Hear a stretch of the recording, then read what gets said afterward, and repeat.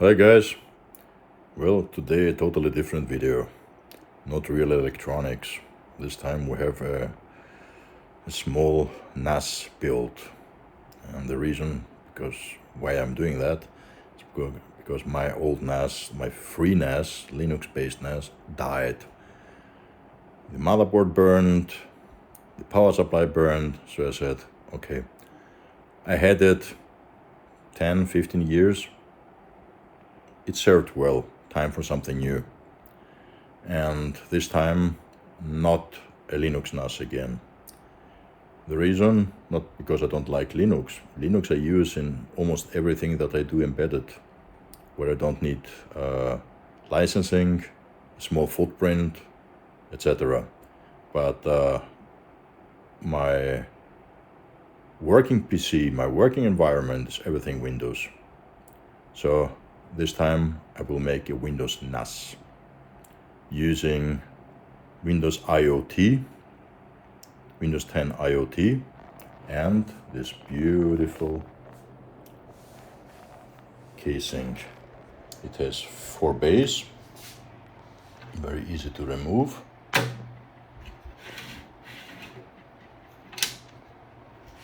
And a small, quite old Ion Intel Atom motherboard. More than enough for that NAS what I need. It has 4 SATA.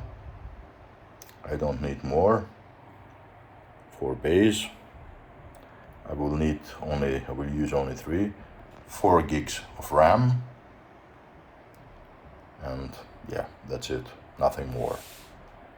The power supply used for that ITX case, server case, it's called a Flex ITX. It's a smaller footprint casing, power supply, and I took this 250 watt power supply. It's more than enough for everything. It has active PFC, etc. I will show you the components I'm using after a few seconds on more detail. Maybe see. Just now I wanted to show you how this thing looks. It's a mini ITX storage cube. The reason why I'm doing Windows, because every time when I wanted to put the Linux based disks that I had in my old NAS, my FreeNAS, to my PC, I had a problem reading them. I had to start the VLS and to mount it, etc., etc., and then either copy something on it or copy something from it. No, I'm not doing that anymore. If I want to do something, I'm just taking out the disk, putting it in my PC, my system, and that's it. I'm copying what I want and putting it back again. This is the only reason. Again, I'm not a fanatic of Windows and certainly not a fanatic of Linux. Linux I use many times. You saw it on my NTP server that I made, my GPS NTP server, but mostly on embedded stuff. So this is the first time I'm using a Windows NAS. I will show you a little bit more in a jiffy. So let's take a look at an intermittent status. What I did till now. This is how it looks. I'm using an SSD, 128 gigs SSD. It's an old one. I had it in my stash somewhere. I took it. And for the special USB 3 connector here that comes with the casing, my first solution will be to use an additional USB 3 PCI Express third-party board. I'm not sure if I stay with that solution, but this is the first thing that I will test. Otherwise, I will use an adapter cable from this special cable, the special connector, to two standard pin headers like that. That's a double pin header, two USBs. I just ordered it, I didn't have that, but we'll see how it works. This is how it looks. This is how it looks from above. Let's go a little bit more down. A little back. The idea is to not have cables crossing the airflow of the 80mm fan.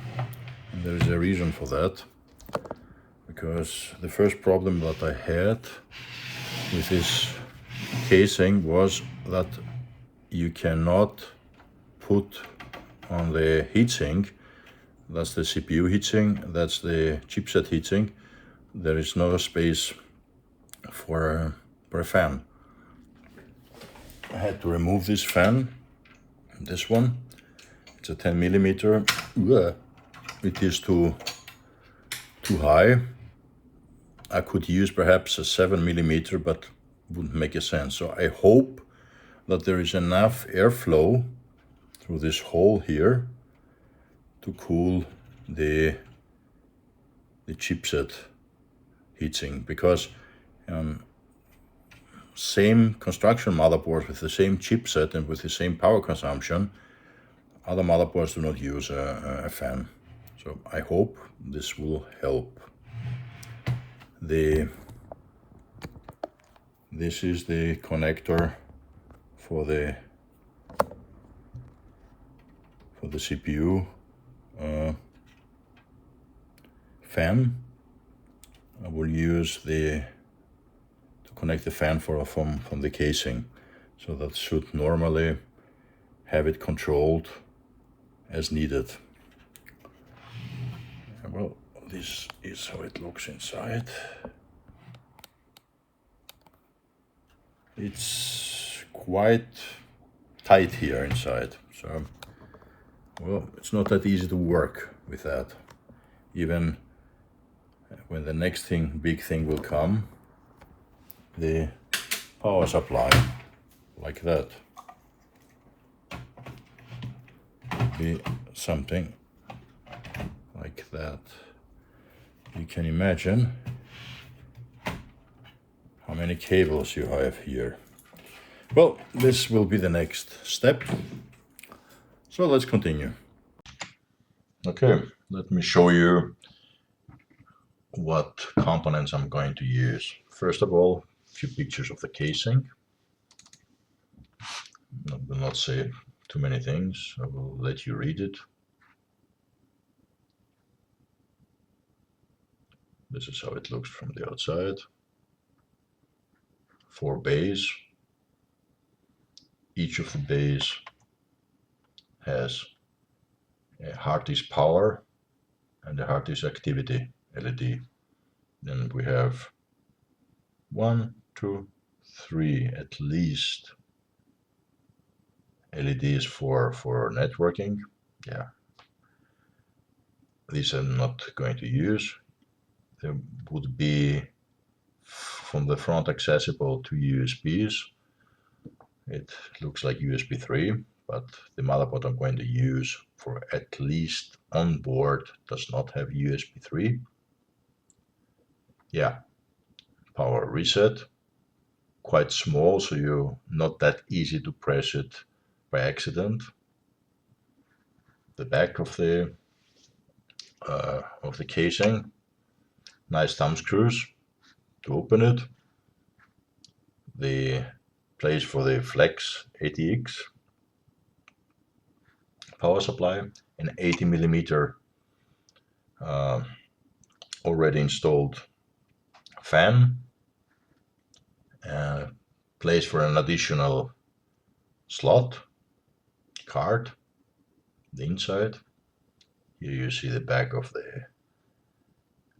the back plane of the drives. You'll see it better in a few minutes. And here I will put the SSD where the system will be on this bay. That's the back of the backplane, the front of the backplane, or sorry, that's the back of the backplane, that's the front of the backplane. And these are the bays. That's it. Then let's go to the main board. Mobile. Quite an old mainboard, an Atom 330 with an IPX7A ion chipset, 4 3 gig SATA connectors, enough for what I want to do. 2 slots for memory. This is the SODIMM 240 pin memory. Goes up to 8 gig. I will use 4 gig, or perhaps if I find another one in my stash, something a little bit more. You see that's an old motherboard by using the PS2 connectors. Anyway, HDMI, 4 USB 2, gigabit network.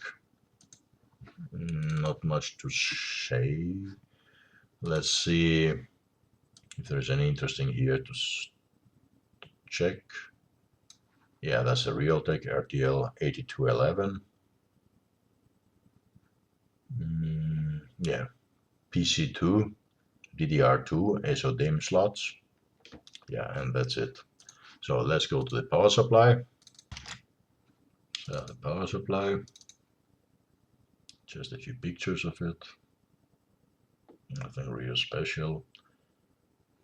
250 watt, 82 plus efficiency, active PFC.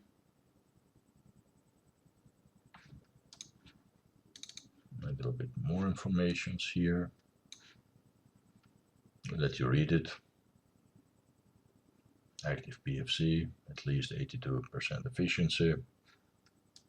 And okay, some more infos here. And the cables that came out from the power supply. For 4 SATA drives. Of course, we can cascade it.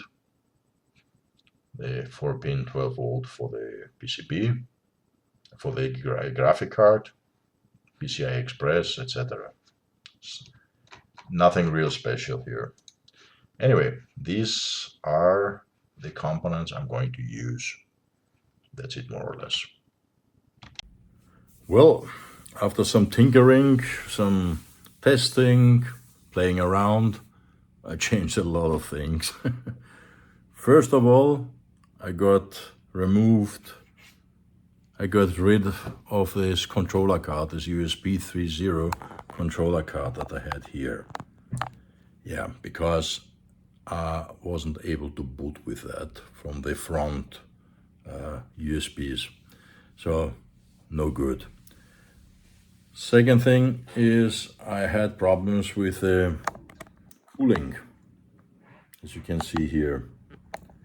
So I came up with this MacGyver style solution, this blower here and this contraption. For the moment it will stay like that till I make a 3D printed solution that is better. But with that contraption I can move this blower in every direction, up, down, left, right, tilted as I need it, etc. And the good thing is that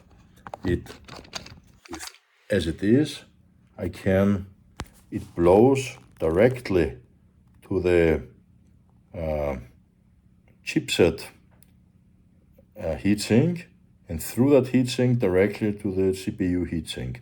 And the pressure is enough to keep it cool when I'm using all of its cores, the CPU cores, well, there are only 2, to get no more than 60% temperature, chip temperature. And that's okay, more than okay for me. But this is a special blower. And this is this thing here. This is the only one that can concentrate quite a lot of air, pressure at one point, and to be more or less acceptable quiet. But for that, I had to use a regulation. The second thing that I changed is the SSD. Yeah, well, this SSD, what I had here, the Samsung, suddenly showed me only 80% health, so forget it. I bought this one from Amazon. Guys, 15 euros shipped. And to be able to use the front USBs here, these ones, I needed an adapter from this connector that comes with, you see it here, this connector, this goes directly to the front USBs. To use this, convert it to that. So there are a few changes that were necessary. At the end, this is how it looks. This is the top. We have the three available SATA ports that I can use, because this motherboard has only 4.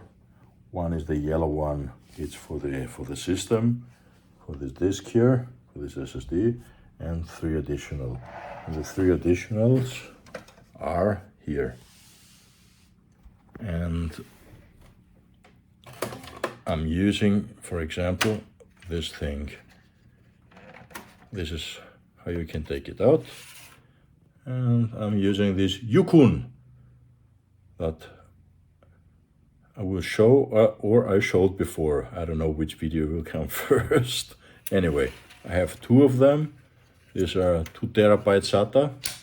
1, 2, and that's it. And on the other side, here you have the CPU cooler. That is very, very crucial. This is very difficult to cool down. This is why I had to tinker a lot. 250 watt power supply. And the back. The good thing is that this fan is PWM controlled and monitored, RPM monitored. And the BIOS of the main board can control both. That means can control the temperature of the CPU, and depending on that can regulate the start voltage of the fan and the RPM too, up and down. So if it is necessary, it will go up. If it is not necessary, it will turn it down. But this one will run all the time, and this is just a little bit to find the correct adjustment to have enough cooling power and noise. Yeah, this is how it looks on the back. Well, that was it. Now I have to do some software changes. I would like to turn the Defender off so it doesn't make any problems when the file transfer is running or interfere. I will see what I can do. But it works perfect. It's a nice casing. And this is what I wanted to show you. And I have to say thank you for watching. Guys, please stay safe. Give me a thumbs up if you like what you see, if you like my videos, even if they are a little bit sparse in the last time, but I think it's getting better. And please subscribe. Most of my users, most of my viewers are not subscribers. Guys, it doesn't cost anything. It helps me a lot, and it's free. Again, thank you for watching. See you next time. Cheers.